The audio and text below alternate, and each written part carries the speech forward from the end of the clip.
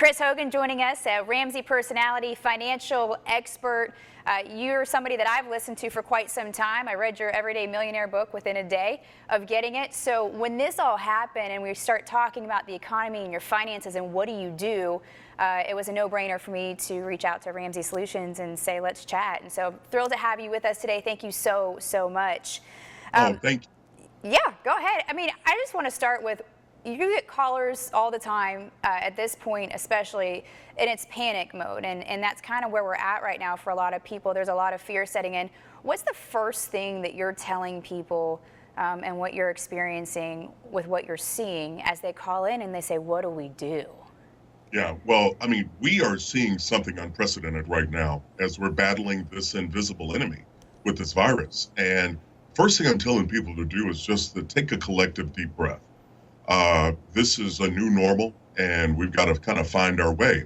And so in the midst of that, I've been emphasizing for us to stay in control of the controllables, the things that we have control over. And it's amazing. We can waste so much energy and time worrying about things that we can't control. So I'm telling people, take a deep breath. We've walked through things like this before with the SARS epidemic in 02 and 03, or the Great Recession from 07 to 09. But each and every time, it's always come back. So I'm telling people to just get into conserve mode right now. That is, we want to protect your income and only spend on what's necessary. You know, the staggering statistic that you sent, 79% of Americans living paycheck to paycheck. And that's, mind-blowing, but it's the reality of this. And so when you hear somebody to take a deep breath, what do you really want them to do tomorrow when it comes to paying that bill? What are people supposed to do if they are living paycheck to paycheck and they don't know if they're going to be out of work, or maybe they are out of work right now? Well, I think it is important for us to remain in control of our attitude, our outlook, and our actions. And so for that person that's waking up and they're unsure, all the more reason to be in conserve mode, to make sure you're protecting what you have in your checking account or in your savings account. We don't need any frivolous spending right now. We need to only focus on the necessary things. And those necessary items, again, I call them the four walls. The first one is you want to make sure you're taking care of your shelter. So that's paying your rent or your mortgage. Then you want to make sure you're taking care of all the utilities associated with that. Then you need food, and then you need transportation, making sure you have gas in your automobile to get to and from. And it's really important for us to hone in on that. If your hours are being cut or you have a job loss, a lot of people are telling me, Chris, I don't have the money to pay. And so I'm encouraging them to be proactive, reach out and contact your creditors. Listen, if you don't have the money to pay the bill, we can at least pay attention to it. And that means calling each of them, explain your situation. You're not the only one in this predicament right now. But call, explain it to them, ask them to document your account so whoever looks at it next can see it, and then call them at least once a week to keep them up to date on what you're doing to try to bring in income. If you're somebody who is doing what you guys call the debt snowball, where you're just attacking debt in a strategic way that you guys have laid out in your plan, for anybody who's going and been attacking their debt, do they stop now? Do they go to minimum payments, even if they do think their job's secure, or do they just start saving? Yeah, great question. Well, the debt snowball is where you list your debt smallest to biggest and attack the smallest one first while making minimum payments on everything else. But in this situation, if your income has been impacted or your job has been lost, now what you're going to do is you're only going to be able to pay the minimum payments. But remember, if you don't have the money for the minimum, you're at least going to call each and every creditor, take notes on who you talk to, and let them know your situation. However, if your income has not changed and your job is stable, then you can continue working the plan as normal. So if you've been paying extra and you have an emergency fund or you're okay, then it's fine. But if your income has been cut or hours reduced, you'd only pay the minimum payment. Let's talk about retirement. I know a lot of people, as soon as they heard this happen, they looked at their retirement and said, oh my gosh, look how much I've lost. I need to take all this out now to make sure it does, to be safe. Or, I mean, you're a big proponent of don't tap into your retirement right now. How do you speak into that a little bit more? Yeah, no, the adage is typically whenever things aren't going well, the tendency is for people want to make a knee-jerk reaction. But looking back to the previous scenarios I was talking about with the SARS epidemic in 02 and 03, it dropped 12%. But guess what? By the end of '03, it had come back to 19%. So it was higher than where it was before. The same thing with the Great Recession of '07 and '09. And so I'm encouraging people to not make a knee-jerk reaction. Do not pull your money out. When you pull money out, what you do is you prevent the opportunity for the rebound. And so I'm encouraging people to reach out, talk to your investment professional, call them, get on the phone with them. If you're married, you and your spouse both be on this call, have a real conversation about your situation and your plan. It's really important to get the right information and the right guidance. I've talked to people that have pulled money out before and they cost themselves tens of thousands of dollars in continued losses because they weren't there when the market came back. The stock market is a living, breathing thing. When people are optimistic, it's going to go up. When people are pessimistic or worried, it's going to drop. But the reality is it's like a roller coaster. It goes down, but it's going to come back up. Now, I don't have a crystal ball. I can't tell you when, but I can tell you based on history, I know without a shadow of a doubt, it's going to come back. Let's talk about these stimulus checks that we've been hearing a lot about. What are people supposed to do with these? Do we stuff them in our mattress and wait for the day that we might need it? Or do we invest it back into the economy and go spend it?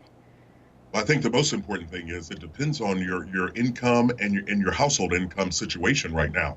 If you know you're going to be looking at a job layoff or reduction in income, you need to save and preserve that money as best as possible. I mean, cut out all unnecessary spending. Cancel the gym membership. Like right now, that's a recurring payment, and the gym's not even open. So you can save yourself $100 to $150 there, or any other streaming service that you don't need that's not deemed essential. And so we got to be really wise because the thing with the stimulus checks, I like that the government is trying to help. The problem is that this isn't going to be ongoing. These checks aren't going to keep coming, so we've got to take care of ourselves. I want to talk about business owners for a second. You're somebody who works closely with millionaires and people who are very successful in business. What do you think that business owners should do if they're closed right now? And I look at restaurants, and we have a lot of restaurants in Augusta that maybe just recently opened. For people who, how do you decide, hey, should I just close up shop whenever everybody's able to start getting back to life again? Is it really worth me reopening, or should I start something new? Because they might lose money if they reopen, and they've been missing out on cash for a while. That's right. Yeah, small business owners are the backbone of our country, and my heart goes out to them because they also employ people, and people have families. And so these business owners right now are having to make some really tough decisions. Do they try to continue? Do they try to stay afloat? Is there a way to pivot inside of their business in ways that they can still serve customers? And so I would just ask those business owners out there to really sit down, make sure they're getting some really good guidance, looking at their scenario and really making a sound decision. I'm encouraging people to make what I call 2-year decisions. What I mean by that is you want to make a decision right now that puts you on a path to move in the direction that you want to go. And so it's really important to be strategic as well as tactical as you're looking at your overall business right now. Do you think local businesses are going to get a big boom after this is all over and said and done? I really do. I think not only, right now with everyone being in their homes and kind of confined, it's a new normal. But I think these businesses, the ones that are out there that have served people for so many years so well, that people are going to be looking to go back to support those businesses. I'm talking to small business owners around the country that have pivoted. One of my friends is a restaurant owner, and so he's doing meals to go. He's selling food that people can take home and make and prepare themselves. So I really do think it's going to come back. We're going to be more clear than we've ever have, but we're also going to be more awakened to things and understanding what we need to do for ourselves financially to make sure we never run into a situation like this again. I think it's kind of interesting watching the ways that people are coming up with new ideas to better serve customers when their restaurants shut down. And you're starting to see menus come out and take out and delivery that you didn't see before. You guys have been big on the message of hope, and so I just want to let you leave with some final words of just hope for folks who are just they're at home. Their stomach is in their mouth, not sure what's going to happen tomorrow. What would you say to them? I would tell them right now we're dealing with unprecedented times. I do want you to take a deep breath, but I don't want you to isolate. I think it's important for us to reach out and connect to family members. Talk to your friends. We can't see them and get near them, but with technology, we can talk with them and let people know that we care. Now's the time to get more verbal, to let people know how you feel. And if there's something you need, ask them for it. But we also need to protect our minds, meaning it's okay to be informed with this information, but don't obsess. Let's find some things that help us to remain positive. I'm encouraging people to write down 5 things that you're grateful for. Keep that on a sticky note or a note card near you. And whenever you start to get stressed, I want you to go back to that gratitude list and really understand what it is you're doing and why you're doing this. We are going to get through this. This country is resilient and we are tough. We just need to remain focused and control the things that we can control. And also, I want to let people know we've got a Message of Hope series going on here at Ramsey Solutions. My message will be airing on Tuesday, March 31st at 7 p.m. Central, and you can find that at my YouTube channel at Chris Hogan 360.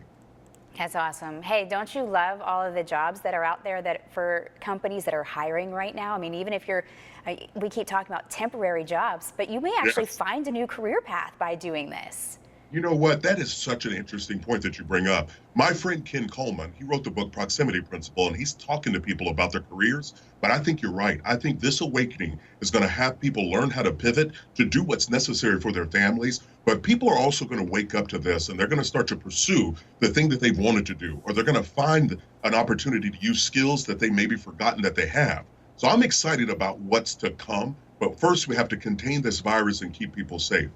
Absolutely. Chris Hogan, financial expert, best-selling author of Everyday Millionaires. You can check out his podcast, The Chris Hogan Show, or check him out at chrishogan360.com. A pleasure talking with you today. Thank you so much for helping so many Americans across the country, including myself, with all of the expertise that you've provided over the years. Thank you very much. Absolutely. Have a good one.